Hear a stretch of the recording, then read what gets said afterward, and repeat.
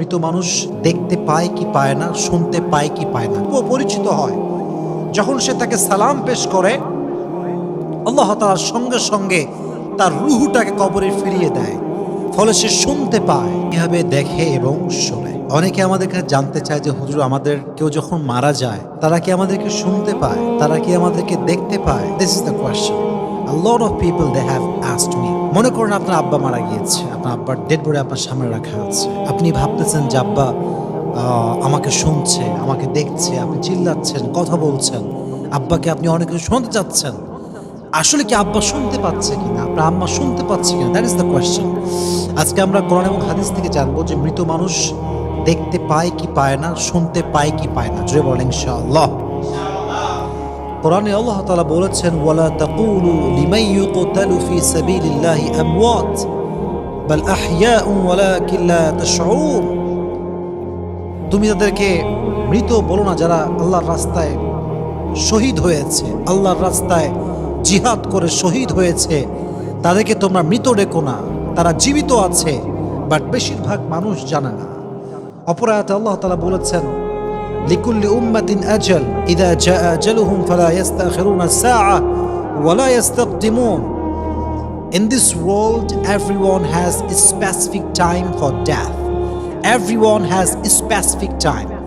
When the time will come, it will never ever late.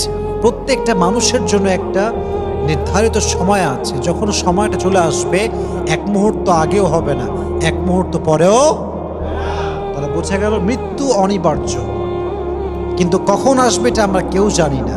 এখন কথা হচ্ছে, এই যে মৃত্যু যেহেতু আমাদের সবাইকে বরণ করতেই হবে, এই মৃত্যুর পরে একটা জগৎ আছে, জগৎটাকে বলা হয় পরকালের জগৎ। তবে যখন মানুষ মারা যায় তাই কবরস্থ করা হয়। কবরস্থ যখন করা হয় তখন তার যে জীবনটা শুরু হয়, এটাকে বলা হয় হায়াতে বারজাখ। এটাকে বলা হয় কি? হায়াতে বারজাখ। তবে মানুষ যখনই মারা যায়, এখনই আমি মারা গেলাম, এখনই আমার বাবা মারা গেল, আপনার বাবা মারা গেল, মাথা রাখবেন, মানুষ মৃত্যুর সঙ্গে সঙ্গে যেমন তার চক্ষু এটা বন্ধ হয়ে যায়, তার চোখ আর দেখতে পায় না, তার পা আর চলতে পারে না, তার হাত আর কোনো কাজ করতে পারে না, পুরো বডিটা এটা কোনো কাজের থাকে না, এটা কোনো শক্তি থাকে না, এটার কোনো পাওয়ার থাকে না। Exactly to the same way মানুষের শ্রবণ শক্তিও লোপ পায়, শ্রবণ শক্তি থাকে না। এই জন্য আল্লাহ তাআলা বলছেন, ইন্নাল্লাহা ইউসমিউ মান ইয়াশা ওয়া মা আনতা বিমুসমিইন মান ফিল কুবুর।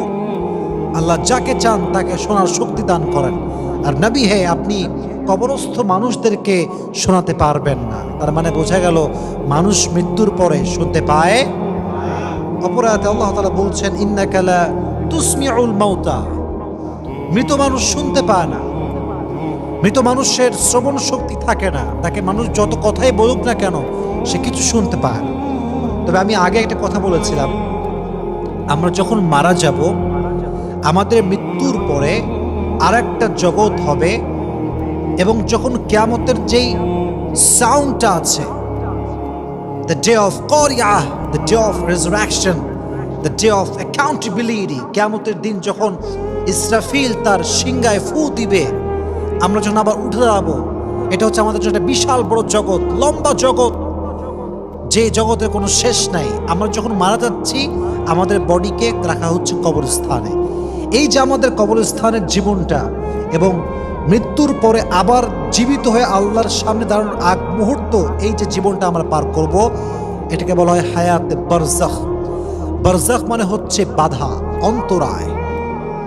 এটা এই জীবনে যখন মানুষ কবরে থাকে, হাদিসে এসেছে যখন কবরের পাশ দিয়ে কেউ হেঁটে যায় এবং সে যদি তার পূর্ব পরিচিত হয়, যখন সে তাকে সালাম পেশ করে, তার সালামের জবাব সে কবর থেকে দেয়। সুবহানাল্লাহ পড়েন।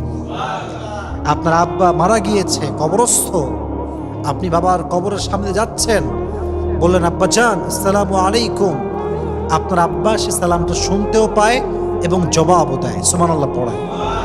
আর এক হাদিসে এসেছে, যখন কোনো মানুষ কবর থেকে কবরের পাশ দিয়ে হেঁটে যায় আর কবরের মুর্দাহ তার পরিচিত মানুষ হয়, পূর্ব পরিচিত হয়, যখন সে তাকে সালাম পেশ করে, আল্লাহ তাআলা সঙ্গে সঙ্গে তার রুহটাকে কবরে ফিরিয়ে দেয়।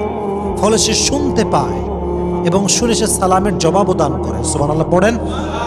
এই হাদিসের ব্যাখ্যায় এসেছে আল্লাহ তাআলা হচ্ছেন কাদেরে মতলক, সর্বশক্তিমান। তিনি যা চাই তাই করতে পারে, যা চান তাই করেন। তিনি কে?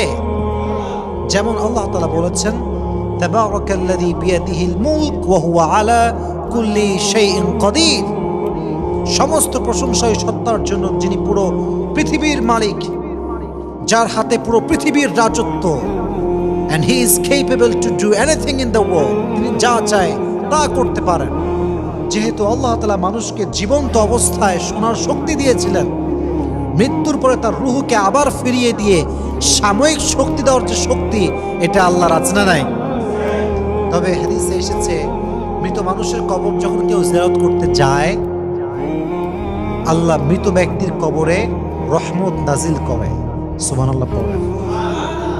যত বেশি পারেন কবর জিয়ারত করবেন, নিজের মৃত্যুর কথা স্মরণ হবে, পাশাপাশি আপনি যার জন্য জিয়ারত করছেন তার কবরে আল্লাহ তাআলা সাকিনা, তার কবরে আল্লাহ তাআলা রহমত নাজিল করবে, রহমত বর্ষণ করবে। সুবহানাল্লাহ পড়েন।